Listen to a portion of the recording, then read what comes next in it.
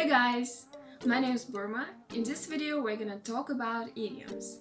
Idioms are an important part of everyday English. They come up all the time in both written and spoken English.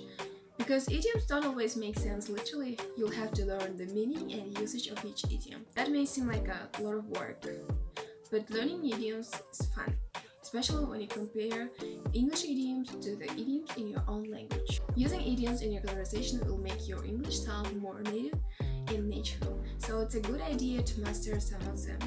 In this video, we're gonna learn 16 most common idioms that you can use in everyday life, and you'll encounter them on TV or while visiting the United States. So let's get started. Number 1, blessing in disguise. Blessing in disguise means it's something good that first seems bad. Losing that job turned out to be a blessing in disguise for him, as it forced him to plunge into business. When my uncle fractured his knee, it was a blessing in disguise, for he got some much needed rest from his hectic work life. Failing in the exam was a blessing in disguise, for he realized that he was not enjoying the course and decided to try out something else. Number 2, once in a blue moon. If something happens once in a blue moon, it happens very rarely. Many startups turn in a profit once in a blue moon. My boss is so punctual that he is late to work once in a blue moon. Because my friend lives abroad, he gets to see his parents once in a blue moon. Number 3, beat around the bush. It means avoiding answering a question. For example, I ask my brother, "How's the match? Who won the game? Who won the match?" And he's like, he keeps telling how he got injured, how interesting the game was, etc. And I say, "So come on, get to the point. Who won? What was the score?" And he doesn't want to answer the question because his team lost. My friend all the time borrows money from me, and this time also she is awkward to ask him for money. And I say, if you want to borrow money, just ask. Don't beat around the bush. Number 4, get out of hand.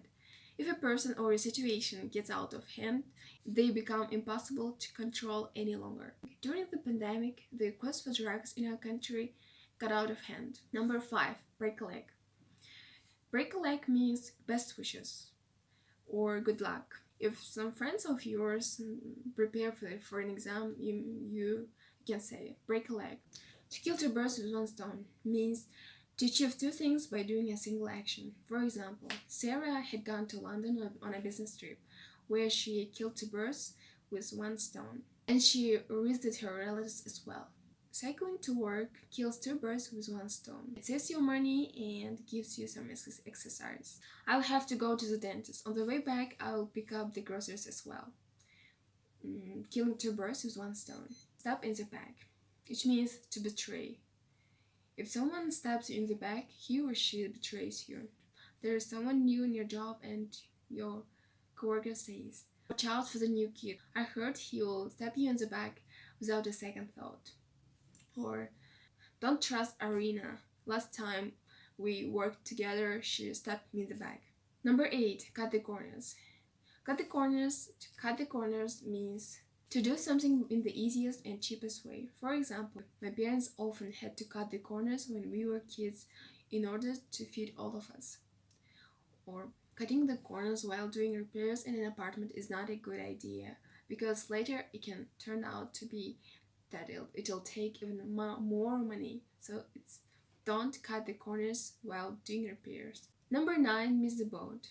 It means to miss a chance, to lose an opportunity by being slow to act. The discounted price sale ended today, so I missed my boat on making a great deal. Because I was so slow, because I was hesitating to apply for the job, I missed my boat. He missed the boat when he did not apply for the job in time. Number 10, burn your bridges or boats. When you burn your bridges, you do something that makes it impossible to go back to earlier position or situation. If you insult the boss when you leave, you'll be burning your bridges. You'll never be able to come back to work again. A year ago, I wanted to start my small business, and I knew that I'd be burning bridges if I dropped out of university, but I couldn't dare to do that. Number 11, a rule of thumb. What is that? A rule of thumb. A rule of thumb is a rule or principle that you follow, which is based on a public opinion, not a theory. So, giving up seats for elderly and pregnant women is a rule of thumb. Paying the bill for men is a rule of thumb. Number 12, up in the air, means uncertain, undecided. For example, my friends ask me, "You are going to go abroad. When are you planning to go?" And I say, "So because of the pandemic, we cannot decide. It's up in the air because the borders are closed and everything is up in the air." Number 13, get over something. It means to start feel happy and well again after something bad has happened to you. Get over illness. For example, it can take a week to get over the illness like that. It took years for my sister to get over the loss. Number 14, call it a day. It means to stop what you are doing because you do not want to do it anymore, or you think you've done enough. I'm getting tired a bit. Let's call it a day. I'm not done yet. I can't call it a day. I have to work more for a couple of hours. I'm fed up with going to work at early mornings. I just call it a day and look for another job. Number 15, speak of the devil. It's my favorite one. Speak of the devil we use when somebody who you are talking about just appears. For example, we are discussing a celebrity, let's say Mirbriga Debekov. We were talking about Mirbriga Debekov in a cafe with my friend, and he just enters the cafe, and I say, "Oh, the speak of the devil." Or sitting in the classroom, you are saying, "Where's our teacher? I hope she's not coming today."